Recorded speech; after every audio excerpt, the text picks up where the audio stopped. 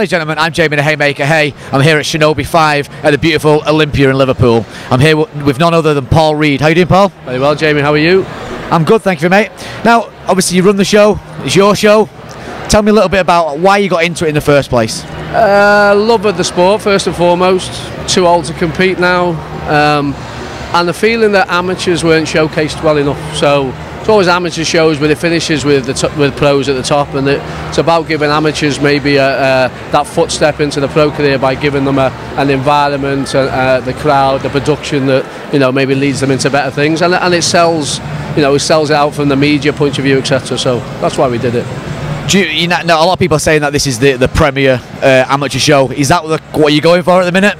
Definitely. I mean, if you're going to do something, do it to be number one. And it's, we can shout about it, but actions speak louder than words. But when we've had some of the top guys here, like Gunnar, John Kavanagh, Paddy Houlihan, Harley Nelson, tweeting it's the best show they've been to. Harley recently tweeted it's the UFC of the amateur shows.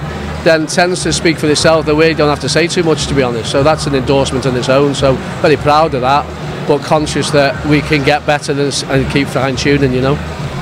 So what's next for the show? Where do you think we're going to go with this in this year? Well, the November card, finish the year out. Bit of a review about what gyms we're working with, what's working well with us.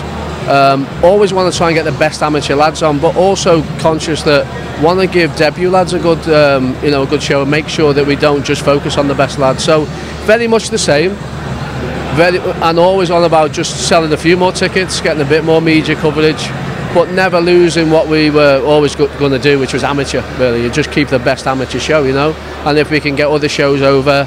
We want the Vikings back in November, we want some of the SBG Island lads back in November, and what comes from there, I don't know. Now, you've got a fantastic matchmaker in Steve Passer. Tell us a little bit about the relationship with Steve. Listen, Steve works incredibly hard.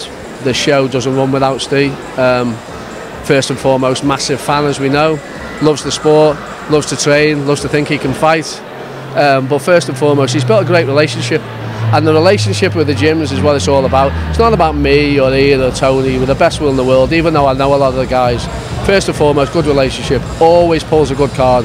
And if I'm honest, there's other good amateur cards, but I think he's pulled some of the best amateur cards bar none in the country. So, he's a credit to the Shinobi brand. Now, obviously with the Shinobi brand, moving on to that, tell us a little bit about Shinobi Portugal and where you went this year. Yeah, well, Shinobi Portugal is sort of where the brand come from, as everybody knows. He was my original sensei.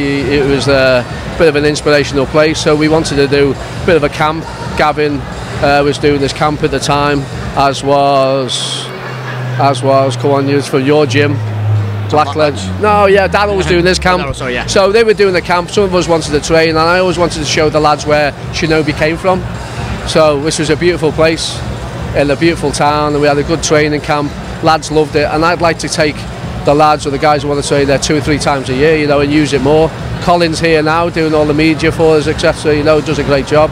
Big fan, and he's in touch with some of the top guys in Europe, really, Colin. So he's good for spreading the word, Now, a lot of people are talking about obviously how good the amateur side of it is, and a lot of people are now asking the question, when you're going to get a pro show going? It's difficult. I think inevitably sometimes it could happen. If I'm honest, I like to stick to what we said we were going to do for the start, which was bring the best amateurs out, showcase amateurs. I think the pressure coming and seeing some of the lads who've been through our show now turning pro puts us under a little bit of pressure to consider it. But I'm not saying it's going to happen, because if we could make the best amateur shows and watch lads develop into the other shows, such as Tom's with Ice, another great show, etc., then maybe we stick at that. I don't know how it's going to go. At the moment, we can still pull cards like this, pull big crowds in an amateur, then we'll stick at it.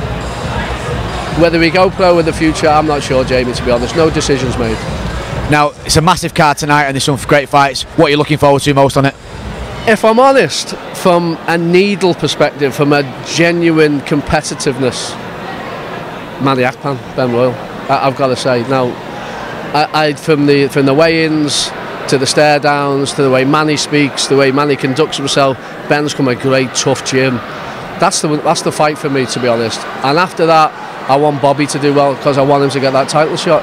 So there's a lot of fights to look forward to. There's debut lads in there I've seen train since with no experience, and now we're on the debut card, so I'd like to see them do well. But Manly Akpan Ben Royal fight's the one for me, without a doubt. Great stuff. Well, thank you very much, Paul. Thank you. SW5, be there. Thank you.